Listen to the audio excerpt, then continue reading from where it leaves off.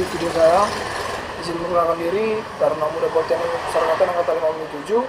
Nama Wonderful Girsang, STD 5050, asal Medan Sumatera Utara, Prodi Teknik Perserikatan kelas B. Di sini semuanya.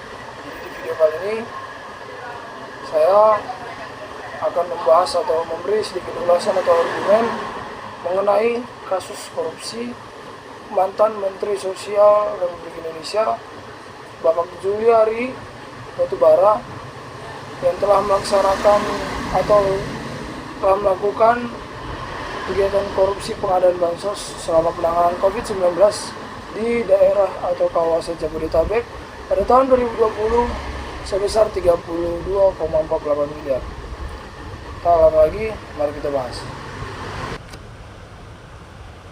Nah, jadi sebelum masuk ke kasus Bapak Julian Batubara, kita akan membahas sedikit profil dari beliau yang sudah saya cari.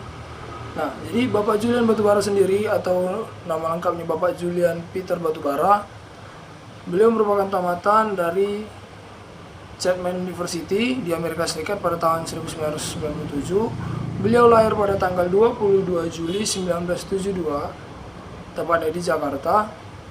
Beliau merupakan koalisi atau politikus yang berada di bawah naungan PDIP. Beliau juga sempat menjadi DPR Komisi 4 di Jawa Tengah selama 2 periode yang berakhir pada tahun 2019 dan akhirnya menjabat menjadi Menteri Sosial pada tahun 2019 kemarin hingga saat terjadinya kasus yang beliau lakukan pada tahun 2020. Mari kita bahas langsung. Sebelum Bapak Juliari ditetapkan sebagai tersangka, KPK terlebih dahulu melaksanakan OTT atau operasi tangkap tangan terhadap pejabat Kemensos pada tanggal 4 sampai 5 Desember 2020. OTT dilaksanakan karena diduga ada korupsi bansos di Kementerian Sosial dalam penanganan pandemi COVID-19 untuk wilayah Jabodetabek 2020. Dan naasnya pada hari Minggu 6 Desember 2020, KPK menetapkan Juliari Batubara sebagai tersangka. Ketua KPK saat itu, Firly Bahuri, mengatakan bahwa pejabat pembuat komitmen pada program Bansos diduga telah menerima hadiah dari para vendor pengadaan barang dan jasa pemerintah atau PBJ Bansos Kemensos dalam penanganan pandemi COVID-19. KPK langsung menetapkan 3 tersangka yaitu Bapak Juliari, Bapak Matius, dan Bapak Adi Wayono sebagai diduga penerima. Menurut Ketua KPK, pelaksanaan bansos dilaksanakan 2 periode. Yang pertama telah menerima 12 miliar pembagian dibagikan oleh Bapak Matius kepada Bapak Juliari sekitar 8,2 melalui Bapak Adi. Pemberian uang dikelola Om Eko dan orang kepercayaannya bernama Selvi yang diduga untuk berkeperluan pribadi Juliari. Dan pada periode kedua terkumpul pada Oktober 2020 sejumlah 8,8 miliar. Kedua periode tersebut diduga untuk keperluan Bapak Juliari. Pada masa penebusan, Pak Juliari mengatakan bahwa dia tidak bersalah, meminta penolakan terhadap dugaan tersebut. Tetapi peneliti Indonesia Corruption Watch, Bapak Kurnia Ramadan, mendesak agar Juliari dipidana seumur hidup. Ada 4 argumen yang disampaikan Bapak Kurnia. Yang pertama, Juliari melaksanakan kejahatan saat menduduki pejabat publik. Kedua, praktik suap bansos COVID dilaksanakan tepat di tengah pandemi. Hal tersebut diduga sangat menekan masyarakat yang saat terdesak ekonomi maupun kesehatan. Ketiga, saat pembacaan pledoi, Juliari tidak mengaku perbuatannya. Dan yang keempat, hukuman berat ini dilaksanakan agar memberikan pesan bagi pejabat publik yang lainnya agar tidak melakukan praktik korupsi di tengah pandemi COVID-19 yang sangat berat pada musim kemarin. Dalam perkara tersebut, Juliari akhirnya terbukti menerima uang suap terkait pengadaan bansos tersebut sebesar 30,2,48 miliar. Juliari akhirnya dijatuhi hukuman oleh Pengadilan Tindak Pidana Korupsi Jakarta dengan pidana penjara 12 tahun dengan denda 500 juta pada 23 Agustus 2021. Hakim juga mewajibkan Juliari untuk membayar 14,5 miliar Selain itu, hakim juga mencabut hak politik Juliari untuk dipilih dalam jabatan publik selama 4 tahun setelah menjalani pidana pokok. Saat membaca putusan, hakim menyebut hukuman yang diterima Juliari dapat diringankan, alasannya karena cercaan, hinaan, dan vonis masyarakat. Tapi hal tersebut langsung ditolak mentah oleh peneliti ICW Kurniawan Ramadana dengan menilai alasan tersebut terlalu mengada-ngada. Menurutnya, kejahatan yang diberikan masyarakat adalah wajar. Ekspresi wajar itu karena mengingat dampak yang terjadi akibat praktik korupsi yang dilakukan oleh Bapak Juliari, terutama saat pandemi 19, di mana kondisi kesehatan dan ekonomi masyarakat sangatlah ambruk akibat pandemi COVID-19 sendiri.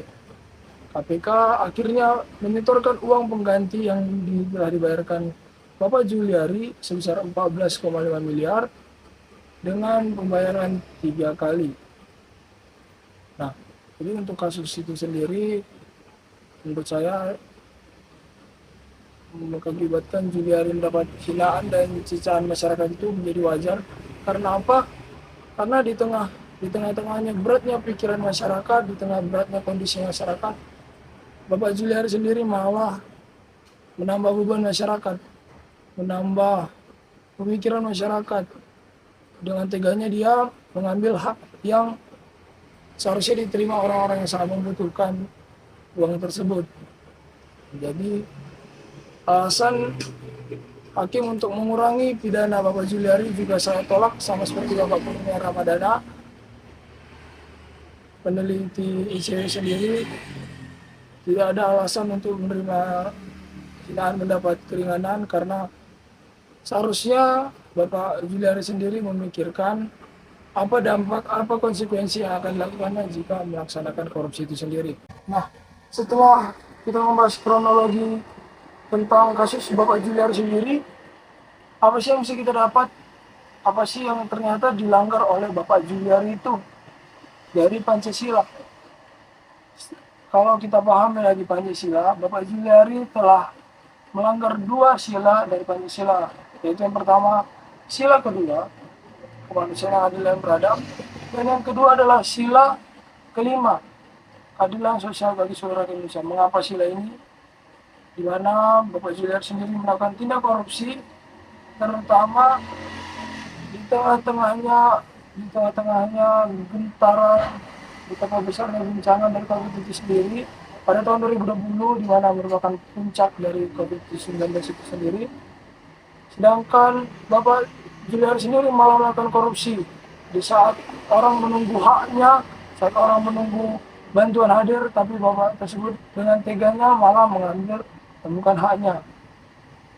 Masyarakat akhirnya melaksanakan hubungan timbal balik dengan mengirimkan cercaan, hinaan, makian kepada Bapak Juliari sendiri, karena di saat mereka mengalami tekanan mental, tekanan batin, kesehatan maupun ekonomi, Bapak Juliari sendiri malah mengambil yang bukan haknya. Nah, jadi itu dia. Sekiranya selesailah pembahasan saya mengenai kasus Bapak Juliari Batubara. Jika ada salah perkataan atau pengucapan, saya mohon maaf. Sekianlah, saya Taruna, muda Politeknik Masyarakat Angkatan 57, nama Wanda Friend Girsang, STB 5050 Prodi Teknik Pemasyarakatan kelas B. Izin pamit undur diri. Jangan lupa like, subscribe, dan jangan lupa komen jika ingin membahas tentang kasus ini atau kasus-kasus lainnya. Saya pamit undur diri. Sekian dan terima kasih.